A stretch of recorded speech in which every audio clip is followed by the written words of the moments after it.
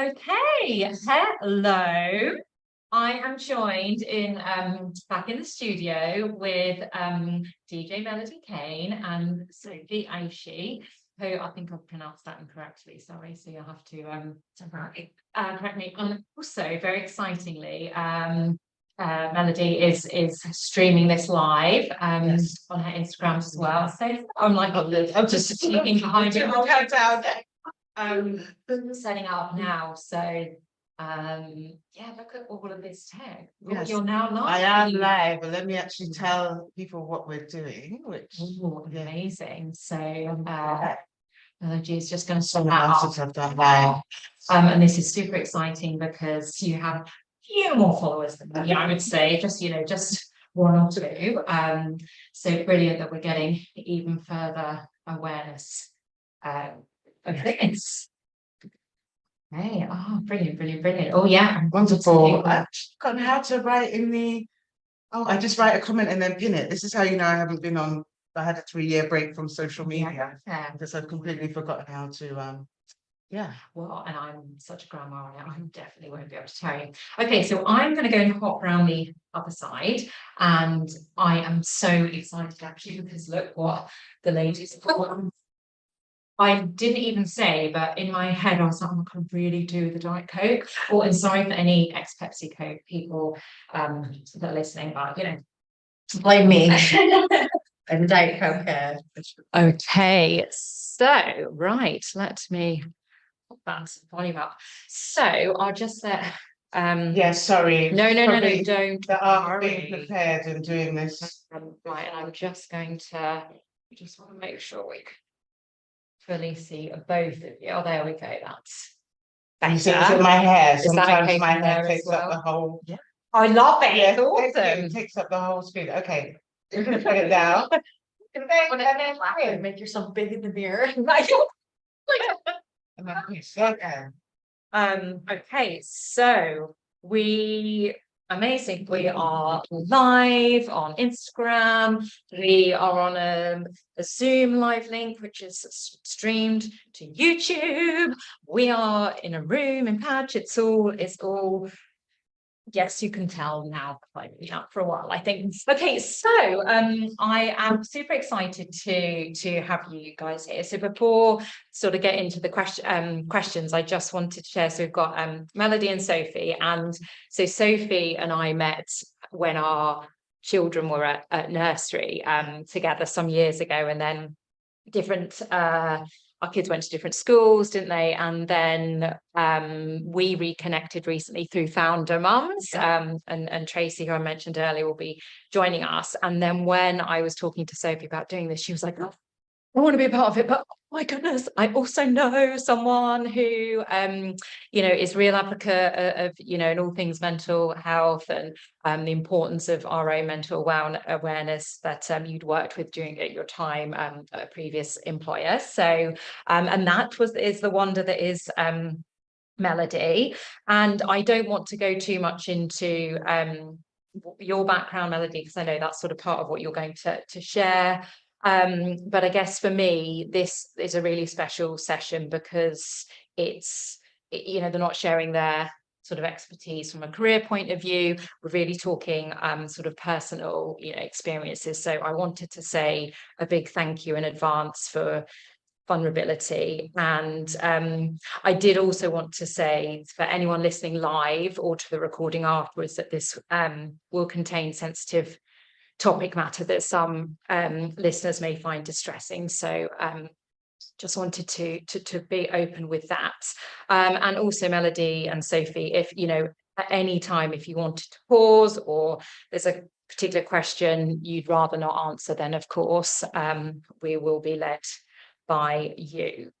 So without further ado, can you share a little bit about who you are and what you do?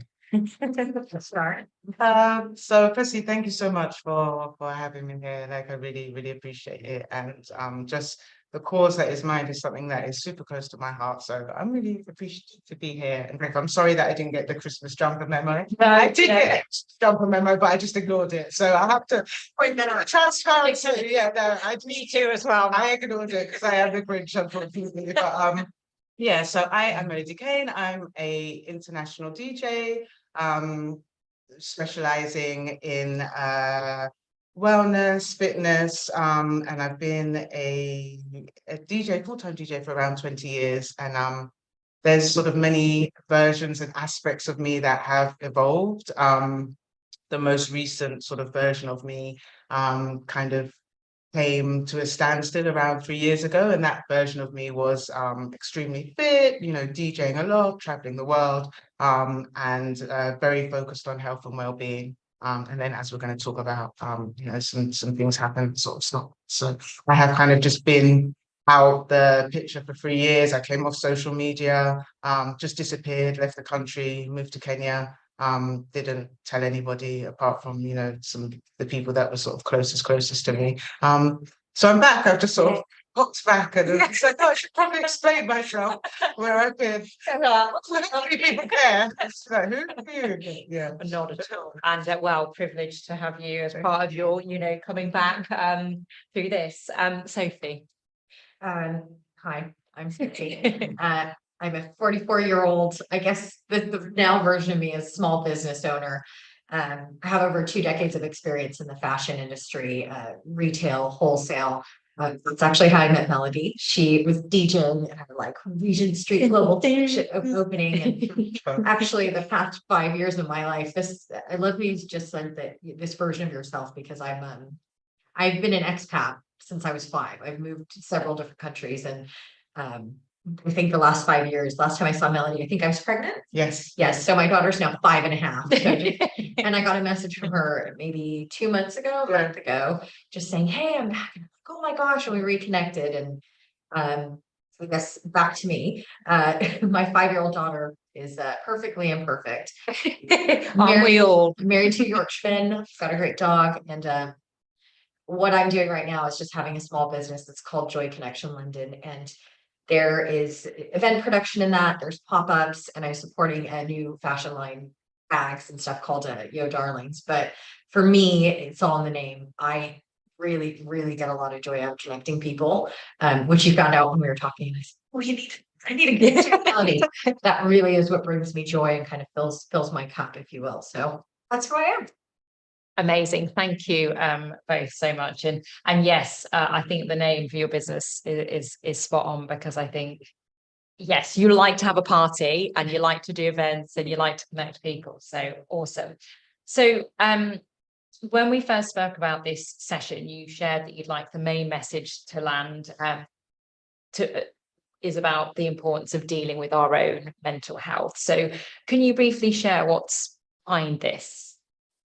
So I have sort of come to a place, and I want to make it very clear because I think this is important for me. I'm still very much on the journey. And I know we all are up to a certain point, but for me, I feel like I'm not in the middle of the journey. I'm in a place of self-awareness, but I'm still very much on the journey when it comes to kind of having, I guess, the answers and the realization.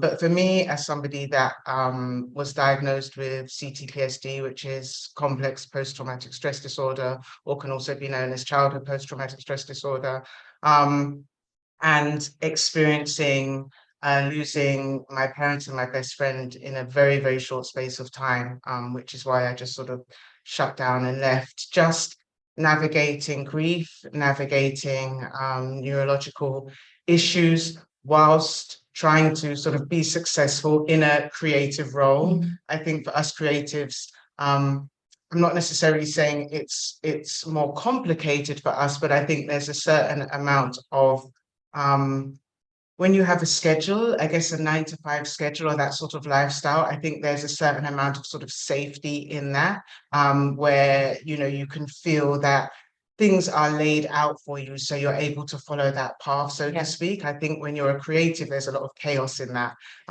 So I think just sort of navigating being a creative in chaos, trying to really succeed in a music industry, which is, a challenging industry, whilst navigating all these issues that I didn't really understand or know I had. I just thought that there was something wrong with me, that nobody else could ever really understand. And being diagnosed with CTPSD from my therapist actually just started me on an amazing journey of self-discovery.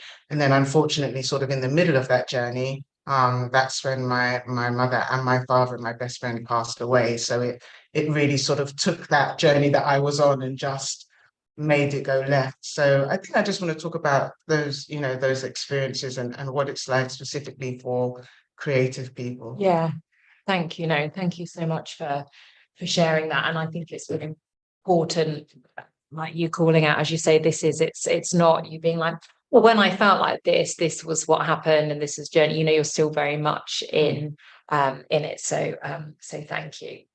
How about you, Sophie? Well, I think from my end, and I'll share more about this later, but I grew up with an immediate family member having a mental disorder, so it's chemical imbalance.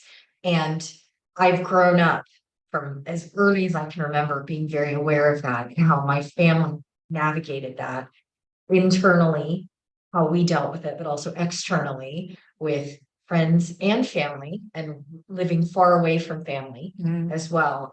It was really enlightening. And I think that's equipped me as I've moved so many times in my life and working in the fashion industry, but also in retail. You work with a lot of people. And come to mention, I worked in New Orleans after Hurricane Katrina. With shoe company called Aldo, which I loved.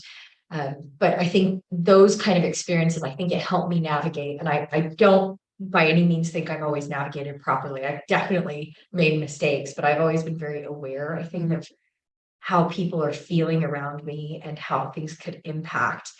That also being said, I think I'm coming to a point in my life where I'm realizing and listening to you, Melody. I think I'm very aware of other people, but I've not always given myself that kindness. And I think, 44 years old, I think I've got maybe hopefully like halfway through life, got another 44 years to help navigate this. And I think that's important as well for my daughter. So I think for me is to come out and talk about it, but also the years in which this went through. Nowadays, people talk about it. And look, we're talking to live about mental illness where, I was born in 1980. It's kind of like, oh, someone's weird or they're acting. And then there's a lot of still guilt. Like you've just said you were diagnosed with something. I think for me, even admitting that I get anxious, I have anxiety. I'm just taking off my cloak. I do have anxiety, but I'm uncomfortable right now even talking about it because it's, well, me too. And we've shared this, haven't we? And I have various ways of including medication. So thank you for sharing. That's why it's important for me. Yeah, amazing. Thank you. So I guess going then a bit deeper, and you sort of touched upon this, Melody. So can you talk to me about your experience of growing up with someone close to you experiencing mental ill health? Yeah. So I think growing older and looking back and sort of realizing from the viewpoint and the adult eyes I have now, really something that didn't really dawn on me when I was into kind of like my late 30s, when I looked back at both of my parents. There was a lot of mental health issues there, both for different reasons. Both of their mental health issues actually stemmed from childhood and the way that they were raised. There was a lot of physical and emotional abuse in both of their situations. So that does culminate in, complex PTSD. And I think sort of the main experiences that I issued, the main issues that I experienced was my dad dealing with things by being not present, not emotionally present, not physically present, and sort of taking himself away from the situation for lengthy periods of time, escaping into work, escaping into toxic traits that, he was taking part in outside of the house.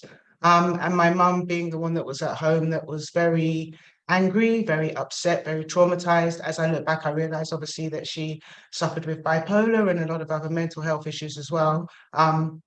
she was actually diagnosed later on in life before she passed away as being schizophrenic, which makes a lot of sense now I look back, because there was just such extremities in her behavior. I would sort of wake up each morning and not really know what version of my mum I would get that day. And it was very much a kind of walking on eggshells, which is something that actually, unfortunately, I've been able to look at myself now and look at myself in other relationships that I've had in adult relationships, and see how I have showed up as that version. I can see how people have, probably definitely woken up and thought, oh, what version of Melody are we getting today? Is she going to be in a good mood? Is she going to be troubled? But at the time when you're young, you just don't understand why there's such a massive difference in behavior. My mum had the added challenge of, being a Jamaican woman in a very small town. I was born in a very small town down on the Sussex coast.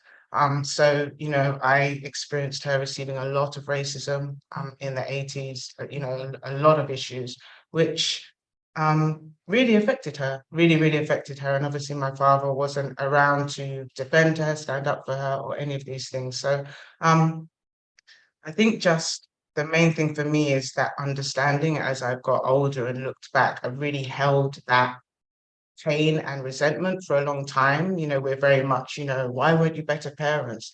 How could you do this to me? How could you treat me like that? And then myself, having my daughter very young, I had her the day before my 19th birthday, my only child, Rosa, and looking back and seeing how my patterns of behavior, of trauma, then manifested in how I mothered her. So I think really it's just a cycle that continues and continues. I think it's much more prevalent in some communities than others. And I think the main focus is just looking at how that can be broken, which for me is all about acknowledgement and, really getting to a place where we understand what is manifesting in us and why. Yeah. I think I can't actually remember the original question, but I hope there's no. I mean, it answered it and more, and I think thank you, and obviously some very powerful, and I guess personal shares there. So thank you for for sharing that, and also I think how powerful as well for anyone listening live or afterwards to see this vulnerability and you sharing it while you're still openly on your own journey, because at the end of the day, if people don't talk about this stuff, then as you say, it's sort of, you need to break it somewhere, and it's not easy to do, is it? So if you're happy to share that, Sophie, so are you happy to share a little bit more about your I guess the background with mental illness? Yes. I had forgotten initial question as well. I took us completely on a tangent. No, I can roll with that. I think this is the point of talking about these things, right? Like it's not a straightforward thing, and it's quite helpful for me to hear what you're saying as well, because I don't look at myself. I outwardly, it's a deflection thing that I do. So I think the question is how I've dealt with it. Oh, sorry. So I think the question was how I've dealt with it, kind of what works through. So I think in a way, because in our household, we knew about it. We knew something was wrong. We were trying to deal with it in terms of like doctors, medication, and on the whole, outwardly, things are really good. Like I'm very loving household, a lot of support. But the term I think is quite often used with having children is it takes a village. It really does take a village as well, because when somebody in the household is having an episode, whether it's so there was a bipolar episode, so whether it was a high or a low, it's hard sometimes to understand, is this an episode or is this just this person having a bad day? And there's a lot of inward feelings about that, especially as a child in the household of, did I do something wrong? Or oh, this is really fun, but is this okay? Mm. 'Cause, you know, because the manic side is like so fun. Like, what's Shopping sprees and you know, there's a lot of good stuff, and there's a lot of stuff I do with my daughter, and I'm like, oh my God, like, I think my mom did this, but it also helps me try to understand if it was, you know, intentional or not, or, you know, both my Yes. parents. And it wasn't, we had one person in the family who was diagnosed, but it did affect all of us. Mm. To where I think later in life, like I just mentioned, I have anxiety. I think it's because I'm acutely aware of how I could be perceived at any time. Mm. It's, I walk into a situation and my mind immediately goes, what does this look like? So you could interpret that as like care too much about what people think. But that's really not it. It's that I've had to manage and help. Like, not that I was cloaking for the family member, but you know, I knew when that person wasn't well, and you want to support as a family member, but also as like a child. You don't necessarily want everyone to see that. And we were very lucky that we had really good friends that we shared that with, and the people close. So I spent a lot of sleepovers and stuff at other friends' houses, and they knew what was going on. And that was really helpful, but it was very, very, I mean, even still now, I don't think it's quite common. I think I grew up in a great situation in terms of supporting that family member, but I do think it's had long-term effects on me. And I see it now when I'm with my daughter, and I'm like, oh gosh, like, did I just do that? Did I, you know, so I'm on this journey as well, trying to do the best I can as a parent, and not mess up my daughter. Which is amazing, and Sophie's daughter is amazing, and I think we both described our daughters as firecrackers, in the best way. But I think as well, what I would say, Sophie, is with that share now, I think it's also, you know, I wonder if you ever think about it in, you know, almost actually the way it's positively impacted you. So for example, you know, connection is so important to you, and your generosity with others and connecting people, and actually perhaps that is a product of, oh yeah, I love to glitter know, turd. Like sugar or salt, you got it a little bit. I think I love anything with a little bit of sugar, but I do think that's why I tend to do, like, that's, even this discussion can be quite difficult, right? But it's just something that's been ingrained in me from the way I grew up, I think. And it served me well most of the time. So Melody, in terms of I guess what you know you've shared with and about your mom and your dad, I guess, how was your, you know, was that openly discussed, sort of the mental illness, you know, or was it something not talked about? Yeah, no, I mean it's very sort of you know, very common in African and Caribbean households that, you know, it's very much a thing. What goes on in the household doesn't leave the household. You know, we're very always, you know, talk about with my friends how we laughed the first time, you know, we went to like a white person's house, like our friends, and like how they were talking to their parents, the things they could get away with. You know, it's a running joke, but it's just true. You know, we would have a look of horror because we wouldn't discuss anything that went on in our house, and you know, it's a very well-known thing that if we did, there would be, you know, so much trouble. I remember a time when I had, you know, tried to sort of say at my school and also at church as well, you know, these things are happening, you know, I'm being beaten, there's these things sort of going on, and I wasn't believed. You know, obviously that was in the 80s, and it was very much a thing of, you know, you don't, I mean, now we're literally, you know, you can't even tell your child anything, and social services will be around, you know, literally. But at the time it was, you know, very much so.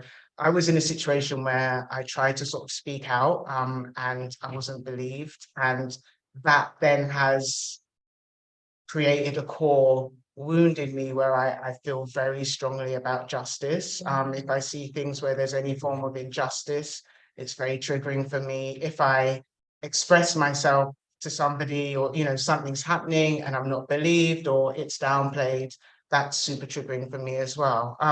So it really wasn't talked about that there was an issue. I don't want to go as far as to say I thought that these things were normal, because, you know, they obviously weren't normal. You know, I come home from school and you know, there's my parents are physically fighting. You know, there was a time that I remember it so vividly that and actually these memories have started to come in more and more as I've really tried to kind of unpack this trauma and heal from it. Things have just come into my memory. There was a time when I remember just running down the road and my mum was like chasing after me with a belt. And I just remember kind of like, and I laugh about it now because I just remember the neighbors. We lived in quite an affluent area, you know, it was a gated community. And I just saw these, you know, well-to-do white people just coming out their houses, just in complete horror. And there's me just running down the road in my little row, and my mum's running after me with a belt. It was so crazy, you know, it was, but it never felt comfortable, but it was just kind of my normal. So to take these things and to try and talk about them outside of the house, everything was downplayed. My mum was very much, as soon as she stepped out the house, you know, face was perfect, clothes were perfect, hair was perfect. My mum was immaculate. And that I obviously, now I'm older, I can look back and understand that that was her mask, that was her protection, because there was so much turmoil going on inside that she just had to, you know, create this version of her that was perfection. My dad, you know, was a very highly functioning alcoholic. So he was very successful businessman, very hardworking, very highly functioning. I can obviously look back now and see that there was, you know, an extreme dependency with alcohol. So that was his way of coping. My mum's way of coping, I think, was to be just always striving for perfection and anger. You know, my mum's anger energized her, which ultimately, as I know we're going to talk about later, sort of led to her downfall and her illness. But it never was something that we could ever talk about. Even now, I have an older brother who's 2 years older. Even as an adult, trying to discuss these things with him, he's not in a place to receive it. It was only really in therapy that I started to really unpack it and talk about these things. Previously to that, I tried to sort of discuss it in some relationships, but that became apparent that that wasn't a place of safety.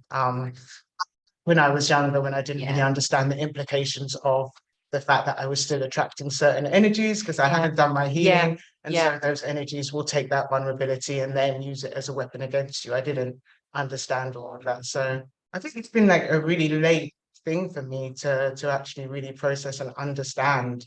And we have, I think, definitely since COVID had like an insurge of people really talking about mental health, understanding it, and being able to be really transparent. It's quite a recent thing, I think. Yeah, I think that the silver lining of COVID has been that, you know, people talk about things now because everyone was so shut off. Yeah. You know, and especially if you had turmoil in the household that you were isolating in, it magnified all.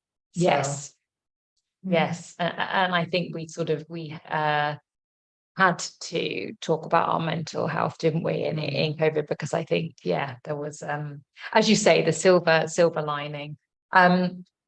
So I know we've sort of started to touch upon this, but I guess, and either whoever wants to take this first, but how I guess has everything you've experienced impacted sort of the person that you are today?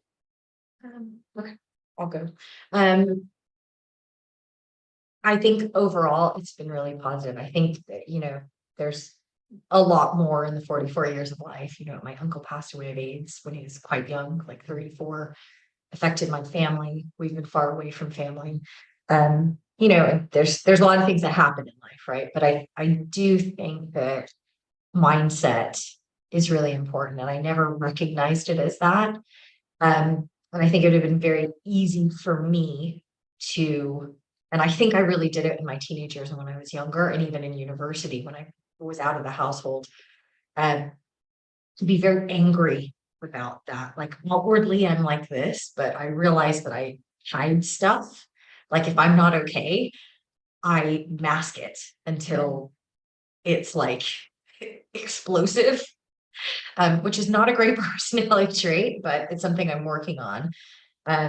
And I think that has really impacted me. And I particularly, I've moved several times in my life, but I think moving to England, because I'm Canadian, grew up on the border of Mexico, moving to England to, a place 9 years ago where people didn't outwardly talk about as much, which I am English now. I don't sound like it, but the banter development is great. But I think culturally understanding the culture here was really challenging for me, but it's really helped me pay a different kind of attention to myself. And I worked for a company called ASICS, so the trainers, where I met Melanie. And they were really big about mindfulness and taking care of yourself. And it just forced the discussion, I think, the internal discussion of how to look at that different ways. So to answer your question, I think growing up, it made me really positive. It made me really driven. Like for me, it's not about how fast I get somewhere. I'm competitive, but it's about crossing the line. And I want to be successful, but I also want to figure out how to make it successful. And what does that look like? Maybe we're both trying to achieve the same goal, but it might look very different to you than it does for me. And I think over the years, working with so many people in retail and having, I mentioned New Orleans, but having these different challenges people are having in their lives, because capturing people usually in their 20s when like their real turmoil starts, because you're out of the household and you're like, oh my God, and I'm an adult after the hill. How do I cross? These kind of things. And that being shared with me, I think it's helped me helping other people. And I get joy out of that. So that also being said, I have a lot of work to do on myself. I know we're going to talk about it, but my mom passed away when my daughter was 6 months old, and she wasn't well at the time, so she never met my daughter, and I haven't even started to unpack that. And I miss her. I wish she was here. Like I just want to tell her, you've done such a great job with me. Such a pain in the ankle. My daughter is 10 times worse. I'm sure. You don't know how lucky you were. Yeah. So I hope that answered your question, but probably with my waffling on, I've answered some of it. I am on my journey. Hey, I'm trying to there's keep it not not waffling at all. And I, like I say, this is super personal and vulnerable. And there's no, you're like, oh, I hope everyone's doing it right. There's, it's your experience. So Melody, you talked as well, like you've talked about the sort of I can't remember the exact word you used, but something like, the version of who you are now. So I guess how has the experiences that you've shared with us so far impacted, where you're at and the person you are today? I think sometimes I'm very guilty of sort of getting very caught up on the negative aspects of the person it's created me to be. But I do think that the positive aspects of it are really good as well. So for me, the negative parts of it is unfortunate. I think it's the same with a lot of people that experience trauma in childhood. You're always trying to either sort of replicate the emotions that you felt in childhood when you were in and around trauma and toxicity, not because you want that, but because subconsciously that's where your nervous system feels comfortable. Unfortunately, you haven't been able to build a system that feels secure in joy, in security, in belonging. And so even though, there's the part of your brain that knows the people that you want around you and the version of you that you want to be, there can just be that type where we revert to putting ourselves in and around situations that continue to re-traumatize us just because that's what we're used to. I think that there's also a lot of wounds that we have looked to other people to heal, which, isn't their place to heal. It's my place to do the work and heal those things that were caused in childhood. So I think for me, it has given me like an unrealistic expectation that I would put onto other people, whether that be partners or, friends or even in, work scenarios, in terms of how I would expect and want people to receive me, to act, to treat me essentially.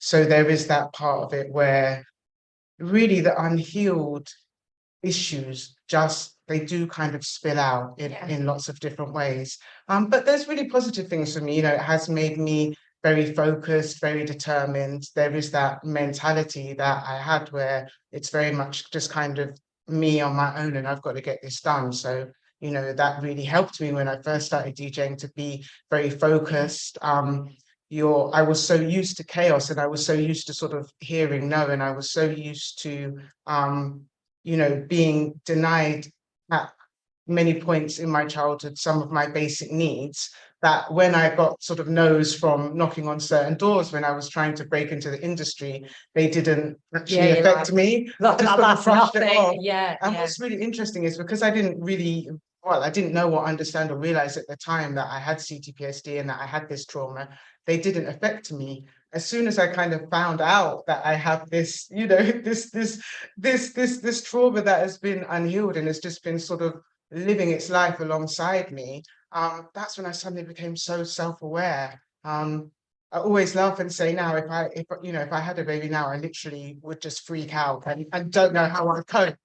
At 19, I just got on with it. Because you just get on with things. And I think the older we get, yes, there is that freedom, but there's also that, for me, there's more of a fear that's developed in me of all this self-awareness that I can now kind of overanalyze every scenario and think of all the steps ahead that could go wrong, and what those things mean. So I think for me, the strengths in it is being very focused and having amazing intuition. That's one thing that I think is a blessing and a curse, because you have to be very intuitive, and I'm sure, Sophie, you can attest to this, having to be very intuitive about what's happening as you're in and around people that are unstable. You have to kind of understand just by a look in their eye or just by their, you know, you can see what's going to happen. See what's going to happen before it happens. Okay, I'm just going to get in front of that. Right. Then you're managing a situation. Always, yes. And I think that has played into me being very intuitive and seeing certain things in people before other people have seen them. And the reason I say it's a blessing and a curse is because it's, I guess, a good thing because I can see what's going to happen. What I think is going to happen always does happen. And then there's the frustration I get when perhaps people haven't, you know, agreed with me or seen what I've seen. So it's I think there's so many things about complicated childhoods that are a blessing and a curse in some ways, and it's just about how you navigate it to really be an asset to you as you get older.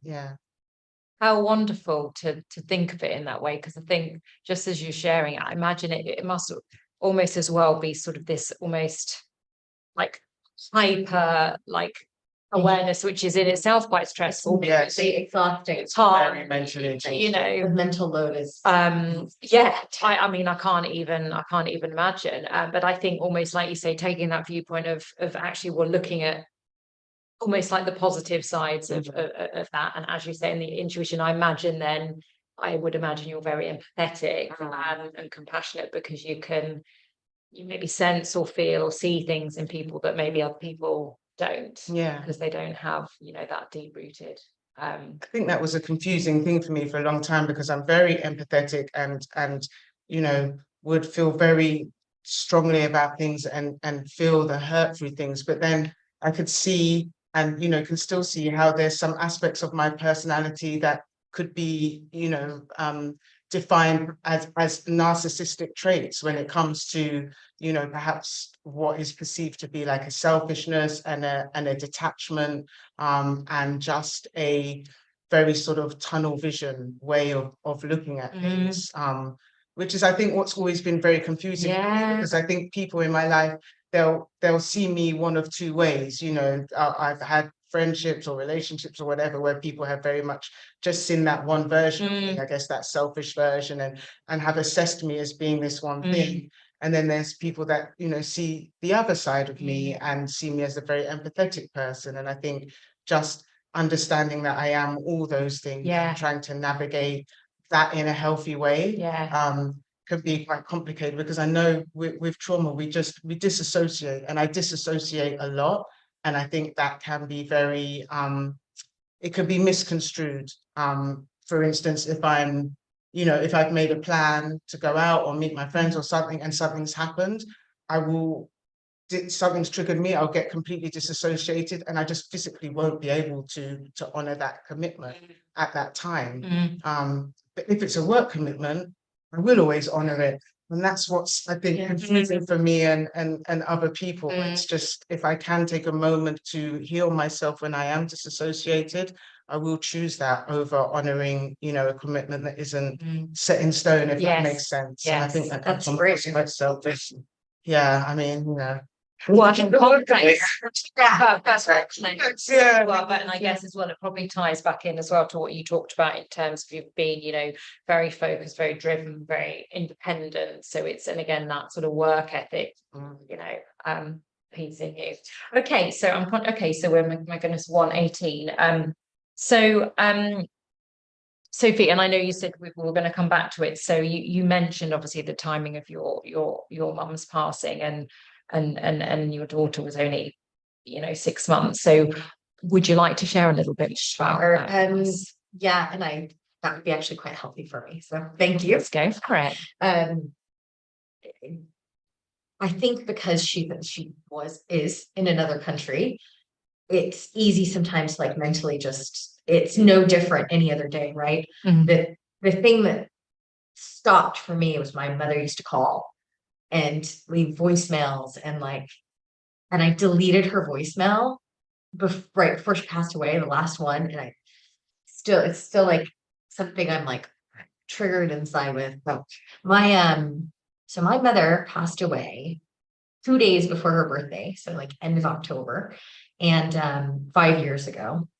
My daughter was about 6 months old, and it was the week before I was returning back to work. I know you could take like a year maternity leave here. I was like ready to go back to work after 6 weeks. Not because I don't love my daughter, but culturally you were like, what? I was like what is, you know, like I am not a person that was like super. I was like the frustrated, angry pregnant woman. Like, like it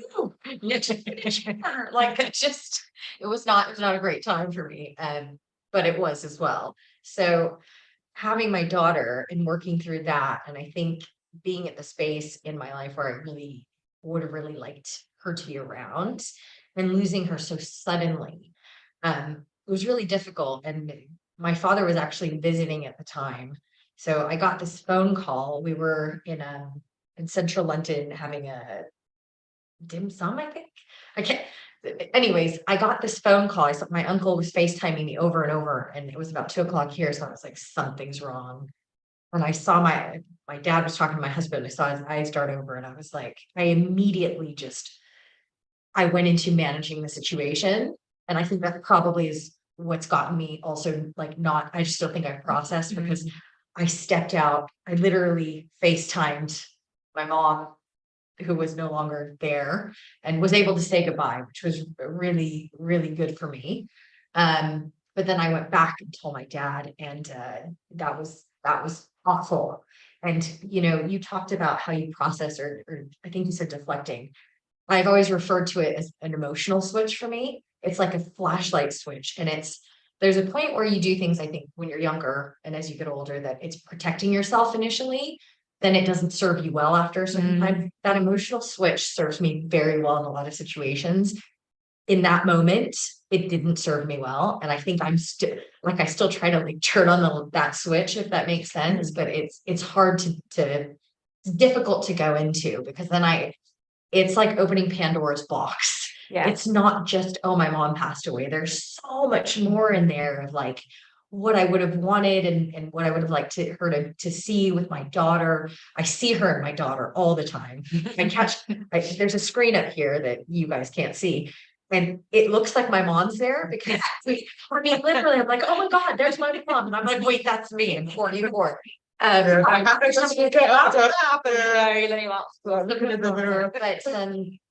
what I did want to say from that is, you know, in that moment, I was so desperate to go back to work, because that's where all my relationships were. And I need to be around people. Even, you know, I think Melody, from what I've seen from you, I mean, just with the DJing thing and all that, I've seen you lead a DJ with like 100 people working out, and everyone's like, yeah, and she's getting the vibe on. And I was like, I need my people. I need to get back to people. And even going back, was really difficult. So I'm a new mom. I am not in North America. So everything's a bit different here. Thank God for NCT, great thing. But I'm like, I need to get back to who I am because I am a person and then I'm a mom. And those two things, how do they go together? Then, oh gosh, my mom dies the week before I go back to work. And then that's a whole other thing. So then life just kept going. And then COVID hit. So this is like October, and then COVID hits, and then everyone's in the house. So, there's so much going on there that I just went into survival mode. Yeah. So I actually don't remember a lot of time. I take pictures of everything because I'm very visual. So I go back through my camera roll and I'm like, wow, it looked like I had a great time, but I also know that I was struggling. And I did find a color my lady. I do talk to somebody. She's great. I spent an hour before just being like, I'm just going to yell at you for an hour. Is that okay? And she's like, yeah, that's fine. Yes. Just going through that, but the mom thing, I haven't really begun to unpack, I think. And I think I'm probably, I guess, thank you, Melody, for like talking about your parents, because it's made me realize that I need to start dealing with that because I buried it and it served me well because I needed to survive. But now I've got the time and space and energy to do that. So thank you for setting up the space and you sharing it and you as well, because I need to dive into that. And that person, that child, sometimes when you're speaking to someone, they tell you to check in with the child version of yourself. I've done this exercise once or twice. I find it terrifying. Like, I don't want to know what little Sophie has back in there. And I think that's because you go into your childhood. So yeah. Well, thank you, Sophie, again for sharing that, and also for your honesty in terms of actually acknowledging that yes, that is something that you haven't processed and will be doing. So we're coming towards the end, and I wanted to ask, so today obviously is all about raising funds for Mind, the fabulous mental health charity, and the theme for everyone that has joined and is joining today is around either educating or reminding ourselves on ways to extend ourselves kindness. So how, Melody, do you extend yourself kindness? I think that I know the things that my body and my inner child loves. I'm going to be, very transparent and say I'm still very much on a journey of doing those things continuously. But the things that really help me, I think number one is absolutely being out in nature.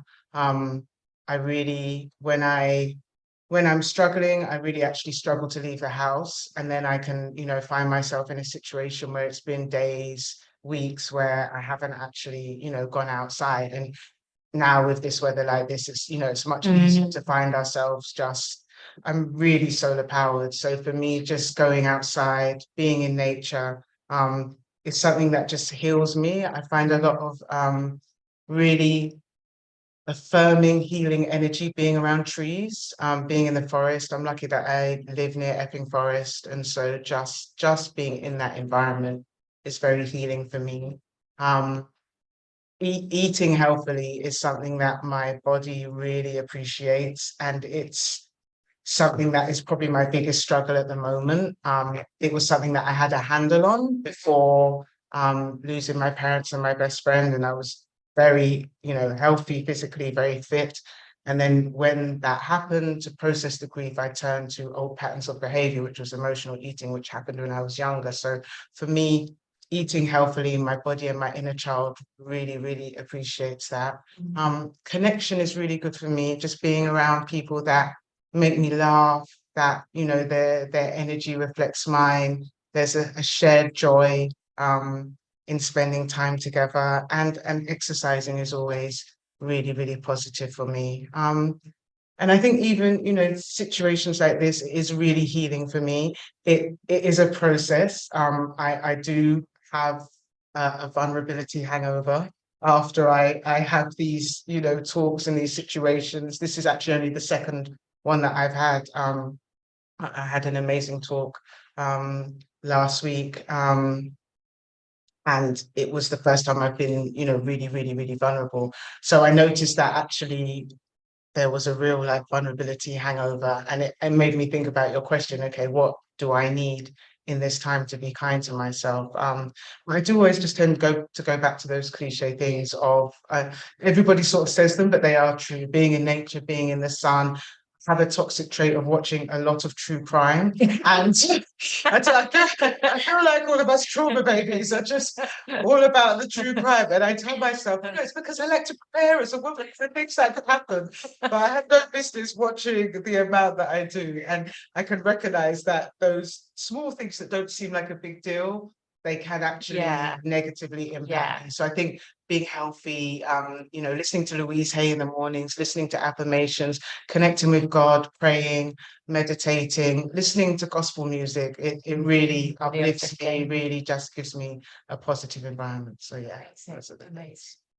Thank you. And how about you? How do you show yourself kindness, Sophie? Well, I watch like hospital shows, like the President, like I really like TV recommendations. Like the actors are all really healthy and good looking too, so that's it's like Grey's Anatomy. Oh, okay, Inverted. I watched 5 series in my phone. Yeah, basically I'm watching ER, so I'm like, is my arm gone off tomorrow?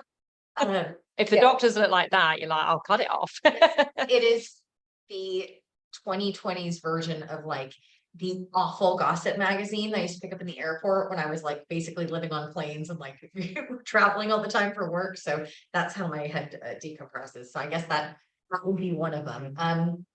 So I am envious of you that you have these things that you know that you do. I am very much in the moment, and what I've had to realize to be kind to myself is to lean into things when they pop up, that I'm like, you know what, it's almost like I just through the sweet or something, and I'm like, oh my gosh, and I'm like, you know what, I'm just gonna take what I was doing, move that aside, and I'm gonna lean into this right now. So those things for me, I I was going to like this HIIT training, and it's a big part of the HIIT training is like there's a bag and like I've got gloves, and I really love hitting that bag to like techno music and stuff, or like 80s music. So that's a good one for me. So there is the working out piece. And the eating healthy is important, but I tend to do things in like spurts. So I think right now, if I lean into it right now, I think it is the connection piece. So initially I wasn't going to join this podcast. I was like, oh, you need to talk to Bonnie. And then the next day I came a voice note and said, do you know what? I think I would actually like to join. I think it might be good for me. So the connection piece, and we've said founder moms about 10 times. Probably. Say it again. Tracy's not paying us with promise.